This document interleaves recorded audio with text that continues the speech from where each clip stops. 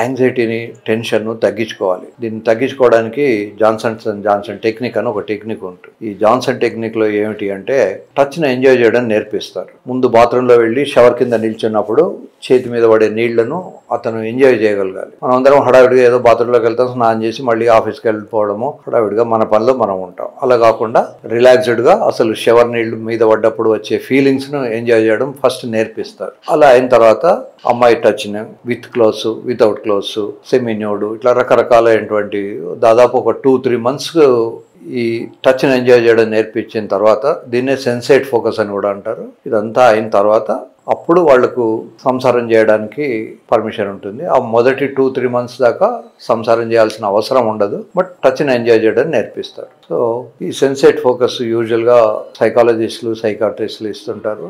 ఇది చాలా time consuming. తర్వాత లేడీ సైకాలజిస్టులు కూడా ఉన్నారు. ఎస్పెషల్లీ బాంబేలో లేడీ సైకాలజిస్ట్ ఉన్నారు. ఆవిడ very famous for this sensate focus training.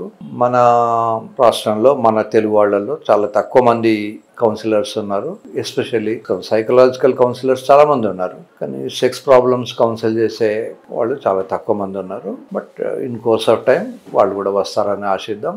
So అంతవరకు మేము చెప్పినటువంటి టచ్ని ఎంజాయ్ చేయడం నేర్చుకోవడం, ఈస్థెటిక్ సెన్స్ పెంచుకోవడం. ఫర్ ఎగ్జాంపుల్ మీరు ఆలోచిస్తే ప్రతి పువ్వు అందంగానే ఉంటుంది. మా చిన్నప్పుడు మేము అనుకునేవాళ్ళం నెహ్రూ గారి బొమ్మలకి ఫోటోలు ఉండేవి క్లాస్లో, స్కూల్లో. ఆయనకు ఒక గులాబీ పువ్వు ఉండేది. మేము అనుకునేవాళ్ళం కేవలం గులాబీ పువ్వే చాలా అందమైంది, అందుకనే నెహ్రూ గారు పెట్టుకున్నారు అని. మరి తర్వాత వయసు వచ్చిన తర్వాత మరి తెలిసి వచ్చింది కమలాలు కూడా అందంగానే ఉంటాయి, బంతి పూలు కూడా అందంగానే ఉంటాయి.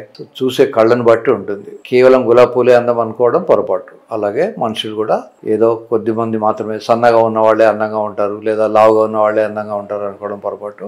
ఆ మధ్యకాలంలో ఒక అమితాబ్ బచ్చన్ పాట ఉండేది, జిస్కి బీబీ మోటీ హే ఉస్కా భీ బడా నామ్ హే అని. సో అలా లావుగా ఉన్న, సన్నగా ఉన్న అందరూ కూడా అందంగానే ఉంటారు. అట్లాగే భగవంతుడి సృష్టిలో ప్రతి వెజిటబుల్ అందంగానే ఉంటుంది. సన్నగా ఉన్న పొట్లకాయకు డిమాండ్ ఉంటుంది, లావుగా ఉన్న గుమ్మడికాయకు కూడా డిమాండ్ ఉంటుంది. మనిషి శరీరాకృతి కాకుండా వాళ్ళతో ఉన్న సైకలాజికల్ బంధాన్ని బట్టి మీకు వాళ్ళతో లింక్ ఏర్పడుతుంది.